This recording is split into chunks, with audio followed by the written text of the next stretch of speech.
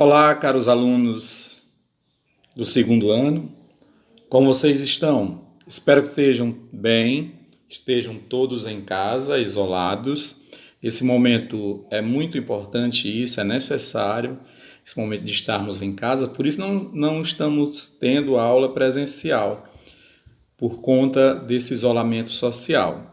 Então, é necessário nesse momento estar em casa para evitar que a gente se contamine com esse vírus que está rolando por aí.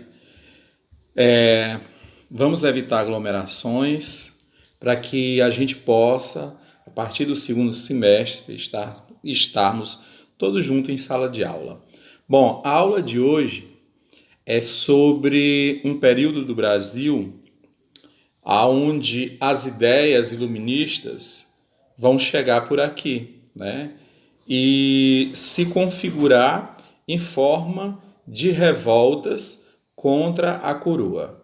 Não simplesmente só porque nesse momento essas ideias estão em voga em todo o mundo, mas por conta dos acontecimentos, por conta da economia que está inserida nesse contexto da colonização naquele determinado momento. Então, o Brasil entre o ouro e a rebeldia. O que acontece, gente? Aí na segunda metade do século XVII, né, o Brasil começa a viver a decadência da lavoura da cana-de-açúcar. Até aí, desde a colonização, quando iniciou a colonização, foi dentro daquele contexto em que Portugal estava à frente das embarcações marítimas, né? E saiu para ir buscar recursos em outras terras, né? E o interesse deles ali naquele momento era especiarias e madeira, né?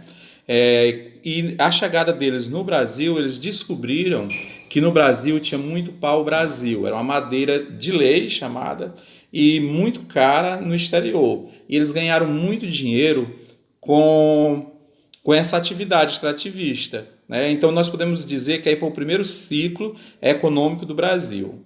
Depois, quando essa atividade já entra em estagnação, por conta da dificuldade de encontrar madeira e do preço, de outras coisas, eles passam a produzir açúcar, né? O que está naquele momento que é mais caro na Europa é açúcar, né? Então eles descobrem, eles percebem que no Brasil tem um clima propício a esse tipo de plantação. Então eles vêm no Brasil, trazem pessoas para plantar e Portugal ganha muito dinheiro com isso, a produção de açúcar para vender em toda a Europa.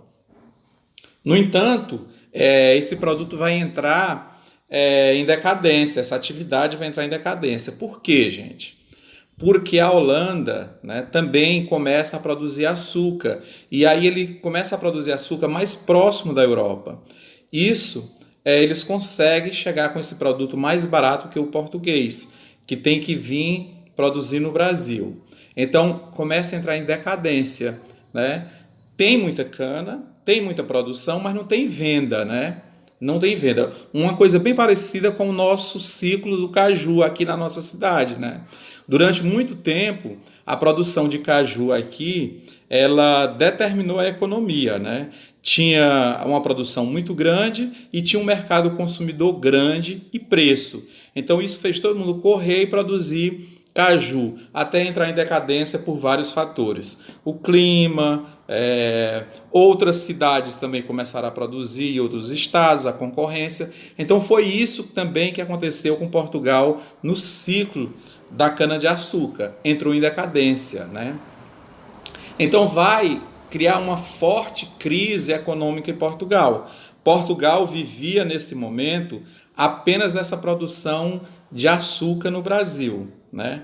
Apenas, diga-se de passagem, porque era grande quantidade de dinheiro que ia para Portugal, né? O açúcar tinha um preço muito bom, tinha venda garantida, tinha pessoas que produziam aqui com mão de obra barata, a mão de obra era escrava, primeiro do índio, aí depois do africano, né? Quer dizer, não se pagava nada por essa mão de obra, a não ser a compra do escravo, que por sinal era caro, né? Mas com a venda eles tiravam isso. E tinha também a venda, o tráfico do escravo, que gerava dinheiro para Portugal, né? Então, estava estabelecida a crise em Portugal. Não estava chegando dinheiro em Portugal porque o açúcar caiu de preço. Tinha que se encontrar uma solução para isso. Qual foi a solução, gente? Foi intensificar a busca de ouro no Brasil. Um outro produto raro na Europa e caríssimo, né? Então eles vão intensificar. Quem vai? Eles vão usar. Vamos para o próximo slide aqui, né?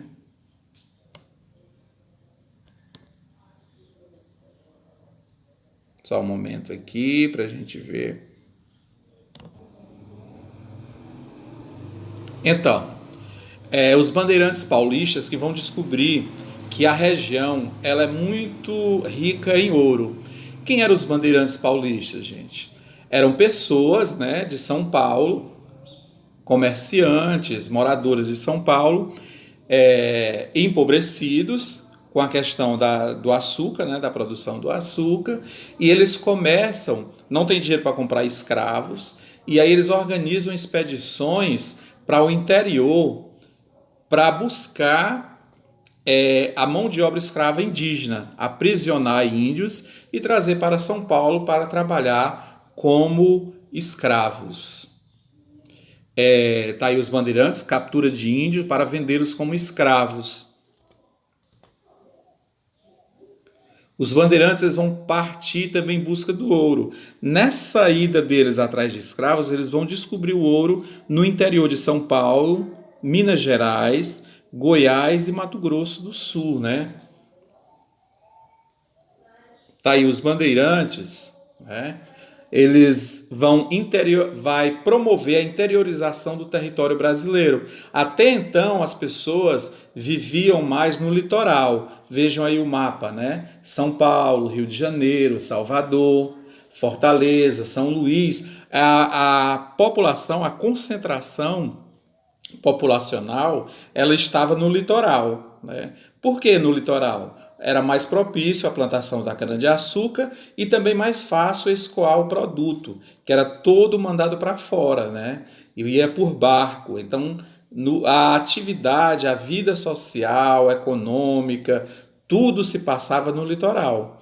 Com o ouro, vai começar a interiorização do Brasil, né? Vai começar a surgir vilas, né? E a descoberta do ouro vai proporcionar isso, né? Então, os bandeirantes vão trazer notícias das descobertas, né?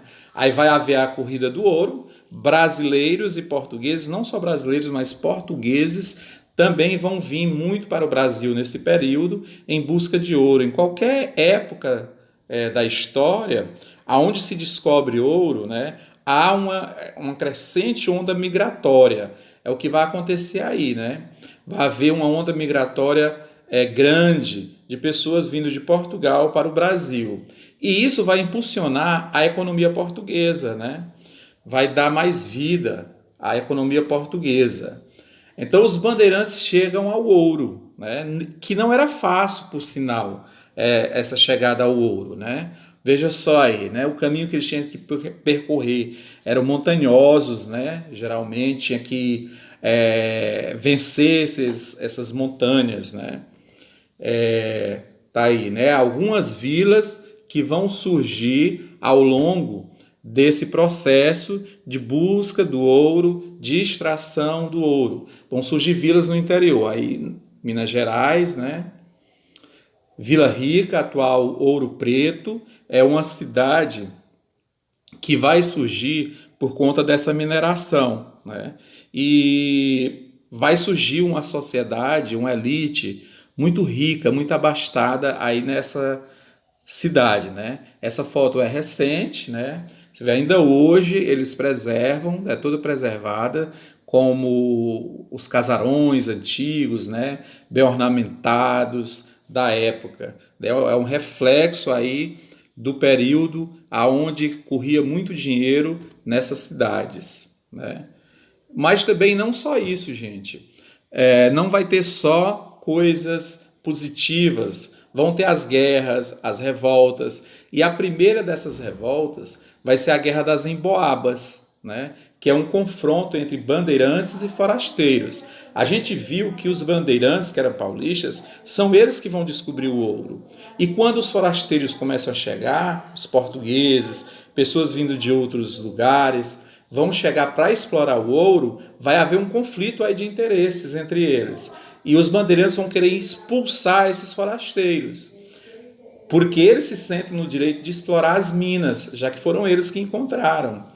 E os bandeirantes vão conseguir derrotar esses forasteiros, né? No entanto, a coroa se torna mais rigorosa, né? Ou seja, o rei, a monarquia vai se tornar mais rigoroso no controle dessa produção, dessa extração do ouro. E mesmo com a vitória dos bandeirantes, eles vão dar um jeito de conseguir trazer os migrantes portugueses para explorar esse ouro. Vejamos só. Por que isso, gente? Por que esse interesse da coroa? Porque é uma renda garantida para a metrópole, né? Metrópole entende-se Portugal, né? Colônia, o Brasil. Então, como era o esquema dessa mineração? Como ela se dava, né, gente? O governo português ele oferecia terras, mas não fazia nenhum investimento, né? Portugal entrava só com a terra, a concessão da terra para a pessoa explorar. Portugal exigia o monopólio e o pagamento de impostos. Ou seja, todo mundo que ia explorar o ouro tinha que investir na terra e tinha que pagar impostos a Portugal, né? Os principais impostos eram o quinto e a captação, que eram os mais importantes. O quinto, gente, seria toda a quinta parte do ouro encontrado por qualquer pessoa que trabalhasse na mineração deveria entregar a Portugal, ou seja, 20% do ouro encontrado. E como é que Portugal iria controlar isso, já que a coroa estava distante, né? O rei estava lá em Portugal, como é que ele ia saber que um minerador tinha encontrado uma certa quantia e teria que entregar 20% dessa quantia? Muito fácil, né? Eles vão criar leis que vai permitir o controle disso. Então são gastos e ricos, todos os gastos e risco na mineração era por conta dos colonos. Ou seja, Portugal só lucrava, né? Só lucrava. Não tinha nenhum risco para Portugal. Então, qualquer tanto que viesse para eles era lucro. E aí o único risco que eles corriam era das pessoas desviar, né? Esse dinheiro, como a gente vai ver que vai acontecer, mas que eles vão criar mecanismo para esse controle.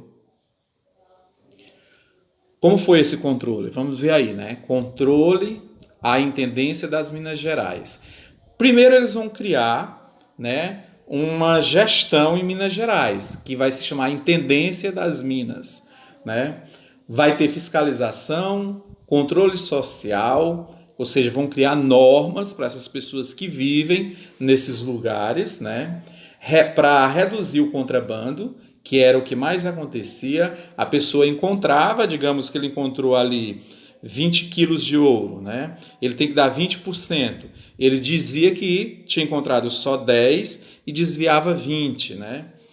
Esses 20 prestava conta de 10 e desviava 10. Esses 10 que ele desviava era contrabandeado, né? Vendido por fora. Então, eles vão aumentar a arrecadação de impostos, né? Eles têm que aumentar a arrecadação de impostos por meio dessa intendência, né? E uma das formas de controlar isso foi a criação da Casa de Fundição, né? O que era isso, gente? Eles estabeleceram que todo ouro só poderia ser comercializado em barra. O ouro em pó não poderia ser comercializado. E a maior parte do ouro que era encontrado em Minas Gerais é o ouro chamado ouro de aluvião. O que é isso, gente? É aquele ouro encontrado em forma de pó, de cascalhos, geralmente nas margens dos rios, na areia, na argila, no leito dos rios. Então, um ouro muito fácil de se encontrar. Por isso que houve uma grande corrida, não precisava muito investimento, não precisava muito trabalho, era muito fácil. Mas também era fácil de contrabandear. Então Portugal estabelece isso, olha, todo ouro só pode ser vendido em forma de barra. Aí só faria as barras na casa de fundição. Mas aí você pode me perguntar, mas e se as pessoas aprendessem o processo de transformar o ouro em pó em barra? Ele não poderia contrabandear? Não, porque o ouro tinha que vir cunhado, ou seja, tinha um selo, né, da família real, como a gente vai ver, daqui a pouco vou mostrar em detalhes para vocês, né? Então o ouro era derretido e aí, né, quando derretia, separava a parte, 20% para a coroa, 20% para a pessoa que tinha encontrado. Vamos ver aí o nosso próximo slide, aí uma casa de fundição e aí a barra de ouro, né? A barra de ouro já trabalhada na casa de fundição, derretida e transformada em barra e com o símbolo da coroa aí, né? Esse carimbo só tinha na casa de fundição. Então, com isso, eles conseguiam controlar a venda do ouro, né? E evitar o contrabando. Mas mesmo assim, as pessoas ainda encontravam meios de contrabandear, né? Qual foi a reação dos mineiros, né? Diante dessas leis que controlavam e que levavam 20% do seu ouro por meio do quinto lá na casa de fundição. A reação dos mineiros foi aumentar o contrabando. Eles escondiam o ouro, né, no corpo, nas botas e nos santos. Está aí a imagem dos santos, e foi daí que surgiu a expressão o santo do pau oco, né? Que ainda hoje é usado. Quando a gente quer dizer que uma pessoa é hipócrita, né? A gente chama santo do pau oco. Por quê, gente? Olha, eles pegavam os santos, eram pessoas muito religiosas, respeitavam as imagens naquela época era como se fosse o próprio santo, né? Era muito respeitado, ninguém desrespeitava um santo. Então o que eles faziam? Eles furavam embaixo do santo, faziam um buraco e escondiam o ouro dentro, tampava e guardava. Quando vinha a fiscalização, ninguém ia procurar dentro do santo, né? Porque o santo, era muito respeitado. Ninguém ia desrespeitar. Pois bem, aí vão surgir revoltas, né? As primeiras revoltas. A primeira revolta que a gente viu foi das Emboabas, foi mais entre os bandeirantes e os forasteiros. Não era uma revolta contra a coroa. A primeira revolta contra a coroa, e dentro desse contexto da mineração, vai ser a revolta de Filipe dos Santos, que vai se dar lá em Minas Gerais, né? Filipe dos Santos era um tropeiro. O que é tropeiro, gente? Tropeiro era aquelas pessoas que tinham vários animais e eles transportavam mercadorias de uma região para outra. Era eles que faziam chegar nessas vilas distantes do interior as mercadorias que eram necessárias, de alimento, de roupa, utensílios domésticos e etc. Então, Felipe dos Santos e Pascoal da Silva, que era um minerador, eles vão liderar essa revolta. Por quais motivos? Pelo fim das casas de fundição. As casas de fundição exploravam os mineradores. Os 20% era muito, esse imposto que eles tinham que pagar para Portugal. Então eles exigiam o fim das casas de fundição. E o alto preço das mercadorias, né? As mercadorias que chegavam lá via Portugal, que não dos tropeiros, era um preço muito alto, né? Toda a mercadoria vinha de Portugal. E o tropeiro, ele pegava essa mercadoria no porto para levar para o interior, já era um preço alto e chegava em lugares distantes com um preço quase inacessível para as camadas mais pobres, né? Mas essa revolta, então eles vão se revoltar contra isso. Ela vai ser um enorme fracasso, né? Primeiro vai ter a morte de Filipe dos Santos e a prisão de Pascoal da Silva. Acabou, eram os líderes do movimento, acabou, né? O que Portugal vai fazer com isso, gente? A partir dessa revolta, vai aumentar o controle sobre a sociedade e arrecadação de impostos. Então, se já era difícil, já estava ruim a fazer a mineração, isso vai se tornar pior, né? Vai ter um aumento do controle sobre essa sociedade e a arrecadação de impostos. Vai ser criadas juntas de julgamento, que são os ouvidores, né? Pessoas de Portugal que vão julgar esses casos de contrabando e de pessoas que vão se revoltar contra a coroa. Eles vão criar milícias, né? Que são exércitos, que vão chamar os dragões, que são emergências, controlar os escravos e escoltar o transporte de ouro. Todo o ouro encontrado lá nas minas até chegar nas casas de fundição vão ser acompanhados pelos dragões para evitar o contrabando, para não ter como desviar esse ouro.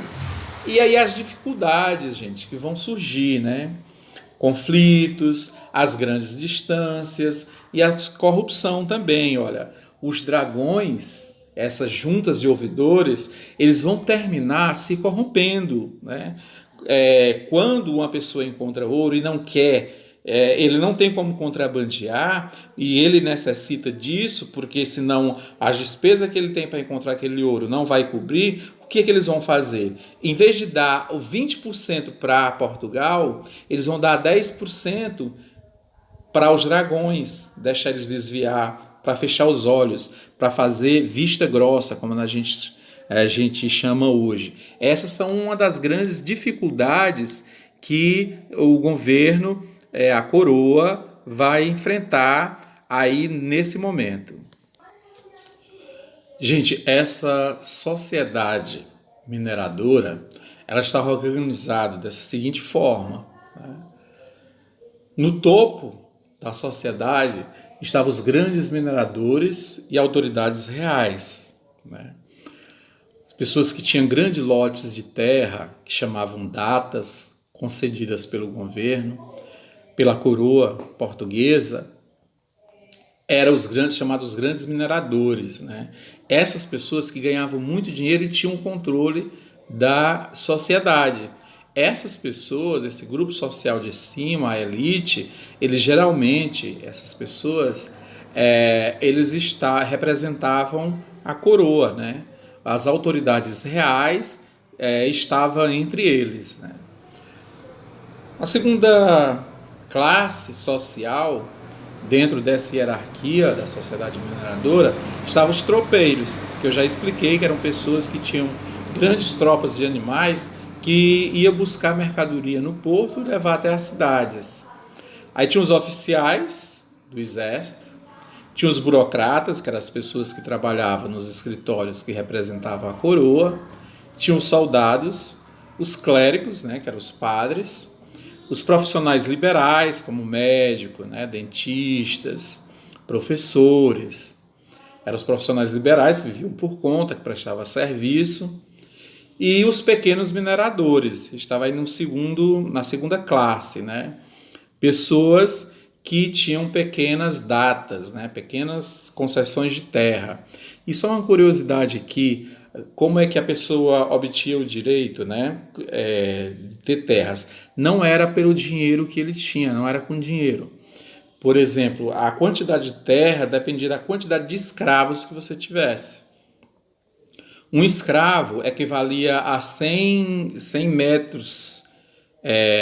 A cada escravo era 66 metros, né, quadrados, que você tinha direito de terra.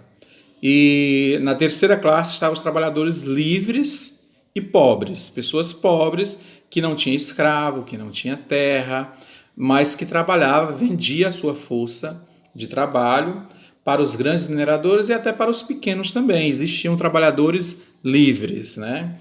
E na última classe estavam os escravos, que eram obrigados a trabalhar e que não recebiam salários. Essa era a sociedade mineradora da época, era composta dessa forma. E Minas Gerais, né, ela vai se tornar uma cidade, um local muito rico, com construções opulentes, né? Grandes construções luxuosas, como a gente pode ver aí, né? Ainda hoje isso reflete, né, nas cidades de Minas Gerais. as igrejas muito bem enfeitadas com ouro, muito bem construídas em estilo, né, da época, que era o barroco, e ainda hoje são apreciadas, né? Leva milhares de turistas para Minas Gerais, né? Para ver as construções dessa época, né? Mas nem só de riqueza vivia Minas Gerais. Existia também pobreza, né? É a contradição da sociedade mineradora, né? Onde tinha muito ouro, muito dinheiro, mas também existia muitas pessoas pobres, né? Passando necessidades. Isso se devia a essa forma estabelecida, né, por Portugal, do controle das terras e o controle da extração mineradora, né? Então, o ouro no Brasil viveu auge e viveu também decadência. Na época do auge foi quando foi construído essas igrejas, né? A riqueza ela era concentrada nos funcionários da coroa. Alguns mineiros e comerciantes eram muito ricos, né? Eles ficavam com a maior parte de todo o ouro encontrado. E os escravos e os homens pobres viviam de forma miseráveis. Os escravos só recebiam a comida, né? E os pobres um mísero salário. E esse ouro, gente, que era encontrado, qual era o destino dele? Aonde era comercializado? O que ele proporcionava? Então, o destino do ouro, no Brasil, eles eram usados, né, nas igrejas, né? Tanto em Minas Gerais como na Bahia. Aí embaixo você pode ver essa igreja, que a gente está vendo toda ornamentada em ouro, fica em Salvador, na Bahia. E também sustentava o luxo de Portugal, né?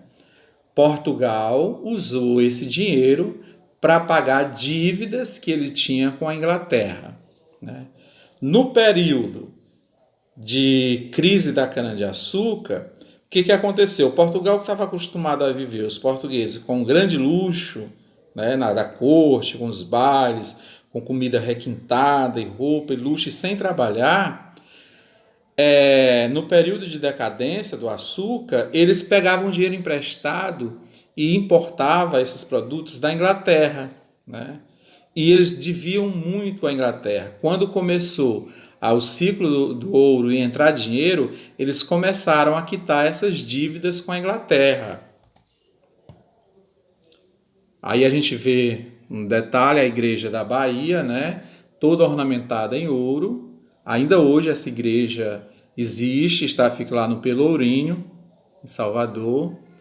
E vamos ver o que essa economia mineradora proporcionou para o Brasil. Como consequência dessa mineração, a gente teve a integração da economia colonial, que até então, como eu falei para vocês, se dava no litoral. A partir da interiorização, da descoberta do ouro e as pessoas ir para o interior, que vão surgir vilas e estradas que vai interligar todo o Brasil. Vejam só aí no mapa, vamos pegar lá em cima, localizem aí o Piauí, gente. Lá em cima aparece a cidade de Oeiras. Localizaram, que ficava bem distante de Minas Gerais. Aí já existia, nessa época, foi feita uma estrada, de Oeiras, ligando a Vila Boa de Goiás, e Goiás levava até São Paulo, né, e Minas Gerais. Por que esse caminho, gente? Nessa época, o Piauí mandava carne seca, né, para ser consumida lá em Minas Gerais, porque a concentração de todo o trabalho em Minas era no ouro. Eles não produziam alimentos. E aí vai interligar todo o Brasil, até o norte, tem estrada com o norte aí, interliga tudo. Então a exploração do ouro foi a maior ocupação do interior, que proporcionou a ocupação no interior. Depois vai ter a pecuária mais tarde. E isso vai fazer ultrapassar a linha de Tordesilhas. Lembra, a linha Tordesilhas era aquela linha que dividia o Brasil em leste e oeste, sendo que o leste era a parte que pertencia a Portugal, o oeste a parte que pertencia à Espanha. E essa exploração do ouro vai fazer esticar e pressionar essa linha do Tratado de Tordesilhas, fazendo aumentar as terras de domínio português. E aí vai surgir as atividades complementares também, né? Que são os tropeiros, o comércio, a prestação de serviço, tudo isso vai ser proporcionado devido à descoberta do ouro também em Mato Grosso e no Goiás, né? Não fica só em Minas Gerais, mas nesses outros lugares. E o ouro em Portugal, gente, como era? O que era utilizado para quê? Além de sustentar o luxo, para construções, para arquitetura. Veja só aí, o palácio e o convento de Mafra foi todo construído com o ouro, com o dinheiro do ouro que veio no Brasil, nessa que ainda hoje, vários prédios que ainda hoje existem em Portugal, foi dessa época. Veja só, a economia portuguesa depende de importações sempre, né? Primeiro com o extrativismo do pau-brasil, depois com a cana-de-açúcar e agora com o ouro. Desvantagem no comércio com a Inglaterra. O ouro brasileiro equilibra a balança comercial portuguesa. Por que existia essa desvantagem com o comércio com a Inglaterra e Portugal? Acontece que Portugal importava muita coisa, produtos industrializados. A Inglaterra era pioneira na industrialização e Portugal importava muita coisa e ficou durante muito tempo a balança em desequilíbrio. Ele trazia mais do que levava, né? Tinha um déficit, né? E não tinha superávit, tinha déficit. E com o ouro vai haver um superávit, né? Portugal vai conseguir mandar mais coisas, mais riquezas para a Inglaterra do que vem, né? Porque o ouro era caríssimo, né? O ouro brasileiro vai equilibrar a balança comercial. Então a monarquia portuguesa vai gastar o excedente, né, desse dinheiro que vem do ouro com gastos, com obras e luxo. Vai se tornar uma corte mais luxuosa. Esse foi o grande erro de Portugal. Ele não vai investir na economia, que na época seria a indústria, né? Ainda hoje.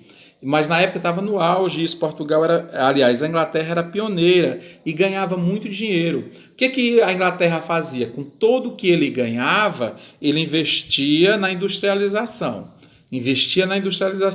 E essa é a grande... a grande lógica do capital. Ganhar dinheiro para gerar mais dinheiro, né? É o capitalismo. A Inglaterra já praticava isso, né? Aí vai ter a diminuição do fluxo de ouro com o passar do tempo. Do mesmo jeito que teve a decadência no açúcar, vai ter a decadência do ouro. Vai diminuir o fluxo de ouro. Por quê, gente? Lembra que eu disse que o ouro do Brasil encontrado era de aluvião? Então, um ouro fácil de ser encontrado. Ele é fácil de ser encontrado, mas ele é fácil de se esgotar também. Ele vai se esgotar e aí vai vir a crise, né? Nessa crise, né, da diminuição do ouro, o rei, na época, Dom José I, ele vai contratar um ministro, que é o Marquês de Pombal, para resolver essa crise, né? E aí, o Marquês de Pombal, o que ele vai aplicar para resolver a crise, gente? O liberalismo econômico, as ideias iluministas. O Marquês de Pombal é fortemente influenciado pelo iluminismo, né? Ele vai ser o déspota esclarecido de Portugal.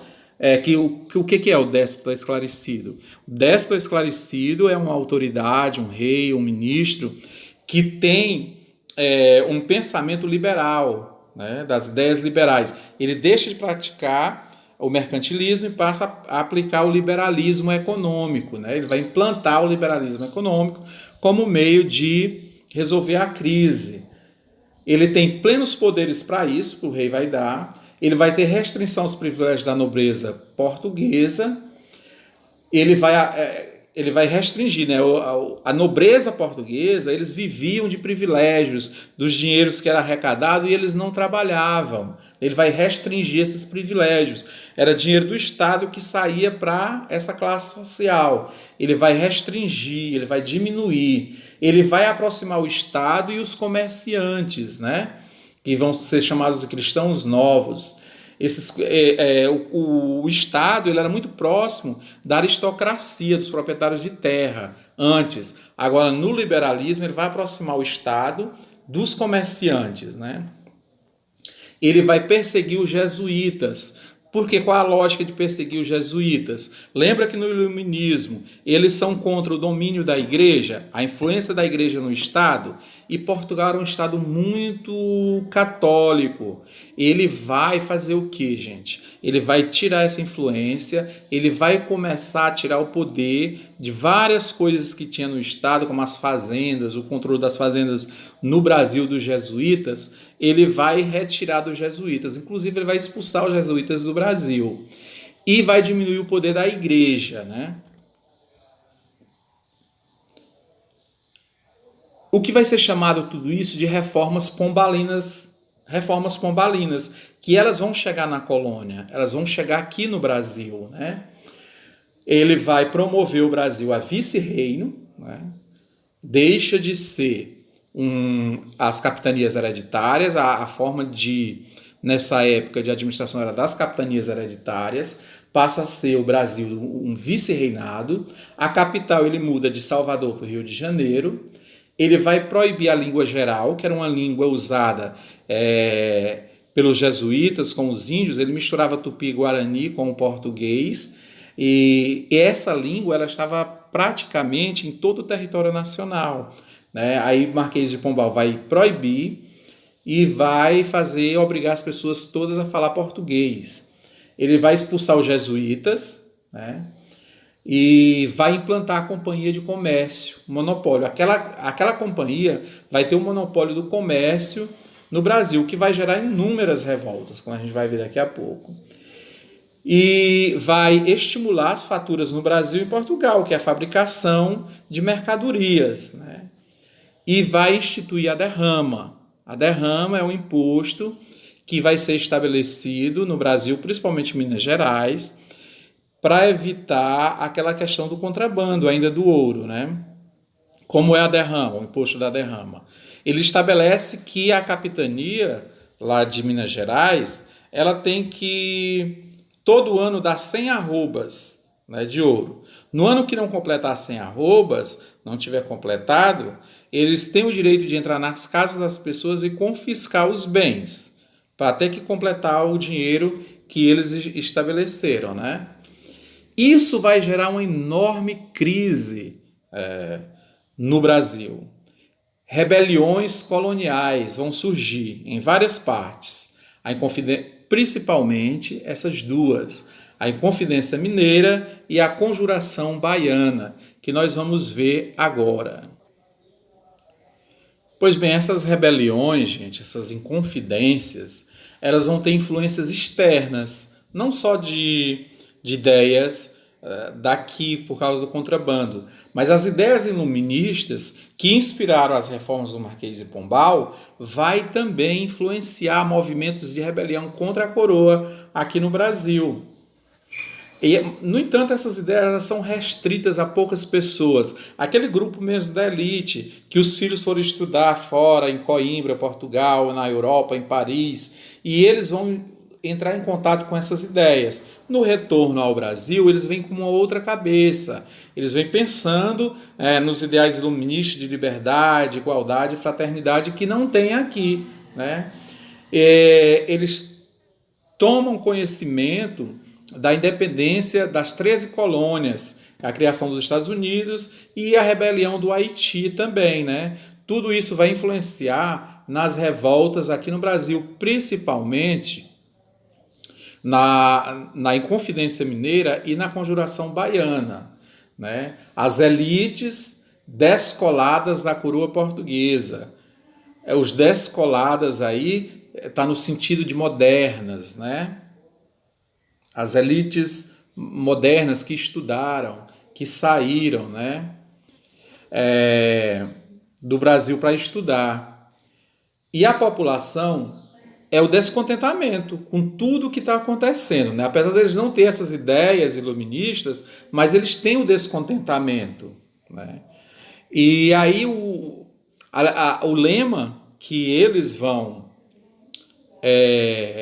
introduzir nessa rebelião é liberdade ainda que tardia na Inconfidência Mineira, né? Isso vai ser por volta do fim do século XVIII, quando há uma grande crise da mineração, há uma diminuição da produção nas minas. Portugal aumenta a dívida com a Inglaterra, e aí quando ele aumenta a dívida com a Inglaterra, vai vir para o Brasil buscar mais recursos por meio de impostos. Há um aperto no pacto colonial, né? Da mesma forma que houve o aperto lá com as 13 colônias, quando a Inglaterra começou a apertar eles, Portugal também começou a apertar aqui os produtores, os mineradores, por mais recursos, por meio de impostos. Os mineiros deviam altas somas em impostos, muitos deviam à coroa, né? Chegava o dia de pagar, não pagava, mas aí tinha muito prestígio, privilégio, ficava devendo. O que o governo vai fazer? Vai apertar, vai ter que pagar agora. O novo governador, ações mais rigorosas, e manda executar a derrama. A derrama que era tão temida por todos.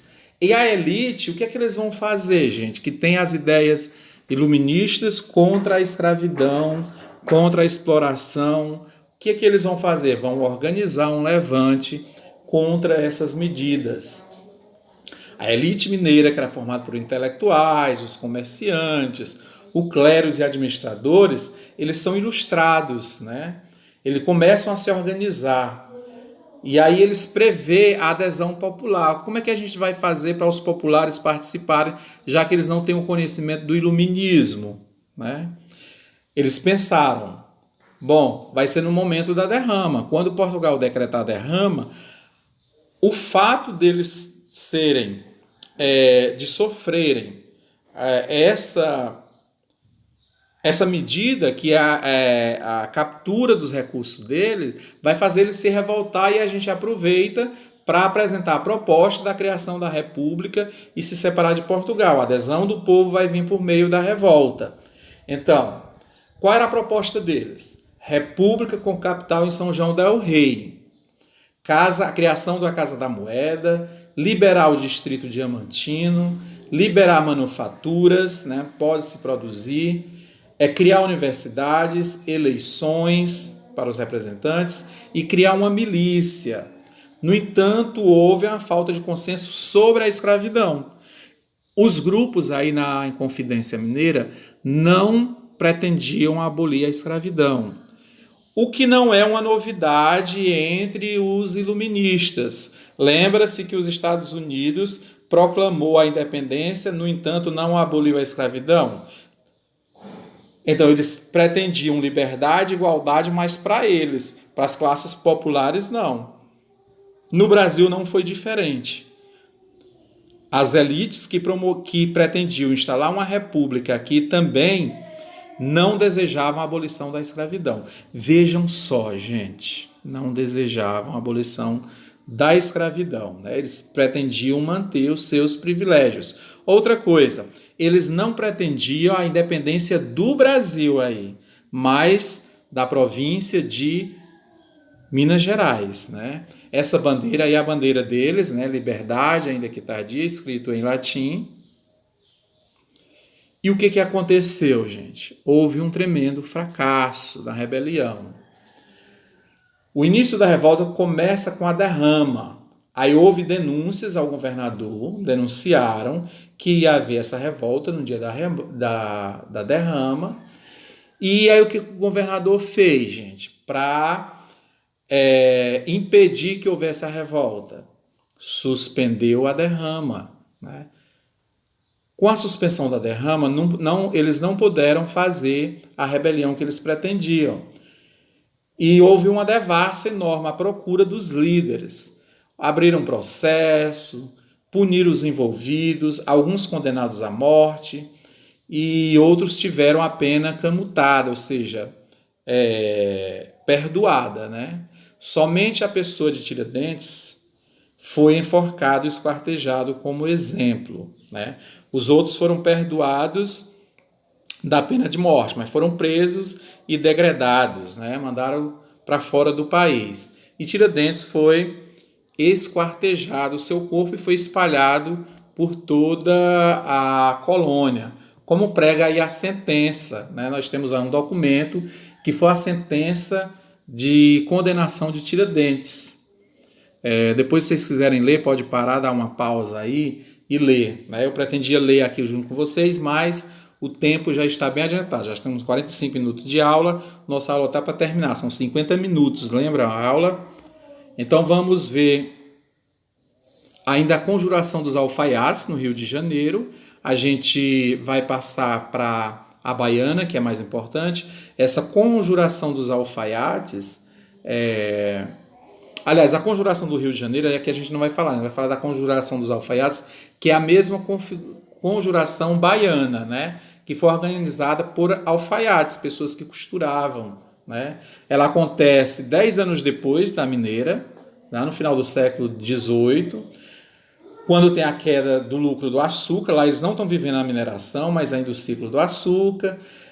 Um dos motivos está quando Salvador deixa de ser capitania da colônia, há queixas, né, alta nos preços e a falta de alimentos, distribuição de panfletos inspirados na Revolução Francesa.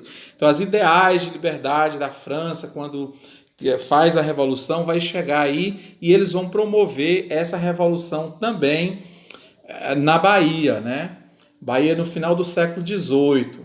Qual era a proposta dos conjurados, gente? Libertação dos escravos, e aí está a grande diferença com a mineradora, né, que a mineradora não pretendia liberar, aqui sim. Eles pretendem criar um governo igualitário, como o francês, uma república na Bahia. Outra vez eu chamo a atenção, eles não pretendiam transformar o Brasil numa república independente de Portugal, mas a Bahia, né, a província da Bahia se tornar uma república. Da liberdade para o comércio, as ideias liberais, e aumento dos soldos, que eram os salários, né? Deu certo, gente? Deu certo essa conjuração? Não. Houve repressão da mesma forma. Revoltas, os revoltosos foram denunciados, todas as camadas sociais. 49 pessoas foram detidas, 5 condenados à morte, 6 receberam 500 chibatadas, e a maioria dos detidos das camadas populares foram executadas, né? Aliás, a maioria dos detidos, executados e presos eram das camadas populares, né? As pessoas que eram da classe mais alta, que tinha também no movimento, eles não sofreram essas penas. E aí a gente encerra a aula com uma frase de Cipriano Barata, que era um médico, que foi um dos líderes da conjuração baiana. Ele diz o seguinte, uma frase de motivação para as pessoas enfrentar a revolta, lutar com ele. Animai-vos, povo baianense, que está para chegar o tempo feliz da nossa liberdade, o tempo em que todos seremos irmãos, o tempo em que todos seremos iguais.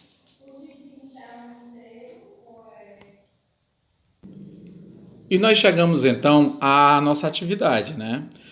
Eu pensei em passar a atividade para vocês, um quadro das duas conjurações, onde vocês iriam comparar as duas conjurações, a Inconfidência Mineira e a Baiana, e aí produzir esse quadro, né, para a gente ver a diferença. Mas como a gente já trabalhou quadro, vocês não gostam muito de fazer quadro, e eu gosto de fazer o que vocês gostam, né? Então eu vou fazer o seguinte, eu mesmo fiz o quadro, eu vou deixar aqui para vocês um slide com o quadro das duas conjurações, né, comparando, e vocês vão produzir um texto, aonde nesse texto vocês vão apresentar as contradições e que existe nas duas conjurações, entre as duas revolta, as duas conjurações e as semelhanças. Esse texto deve ter no mínimo 12 linhas e no máximo 20, certo?